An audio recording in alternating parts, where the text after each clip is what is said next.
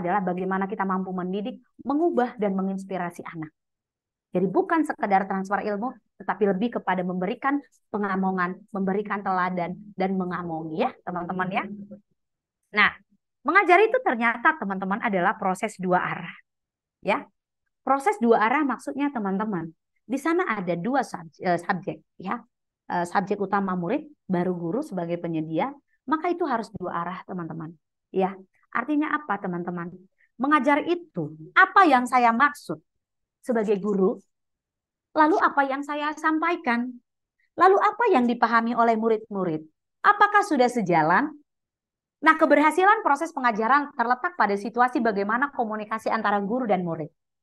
Ketika apa yang kita maksud itu relevan dengan apa yang kita sampaikan, bahkan melalui bahasa tubuh kita, melalui perbuatan kita, melalui aktivitas kita di sekolah. Lalu apa yang dipahami anak-anak dari instruksi kita, bahkan dari teladan yang kita berikan, dari perlakuan kita, dari jamnya datang kita ke sekolah, dari tampilan kita. Teman-teman, ini adalah panggilan jiwa kita menjadi guru. Maka kita harus mengimani bahwa kita, bahkan sebelum kita berbicara pun, bahasa tubuh kita sudah menunjukkan bahwa kita guru. Itu ya teman-teman ya. Nah, komponen mengajar yang menyenangkan itu gimana?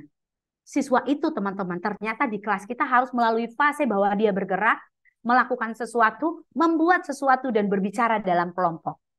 4 komponen ini harus hadir teman-teman di kelas teman-teman untuk mewujudkan pembelajaran yang bermakna dan menyenangkan bagi murid.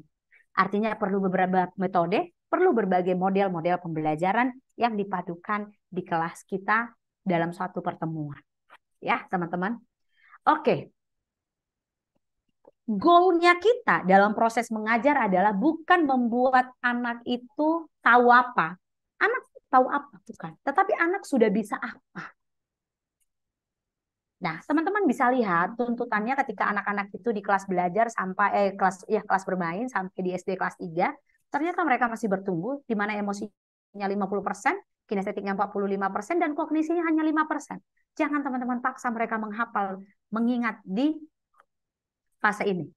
Kemudian di fase bergerak ya, ketika anak-anak itu mulai di kelas 4 sampai kelas 9 SMP, teman-teman, ternyata kondisinya udah mulai meningkat 50%, mulai nih daya ingatnya kuat.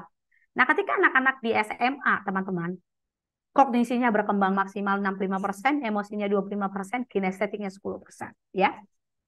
Nah, jadi teman-teman, karena saking pentingnya untuk mewujudkan pembelajaran bermakna di kelas, maka guru perlu lebih fokus melakukan fungsinya dalam menghadirkan pembelajaran bermakna dan menyenangkan, dan segala yang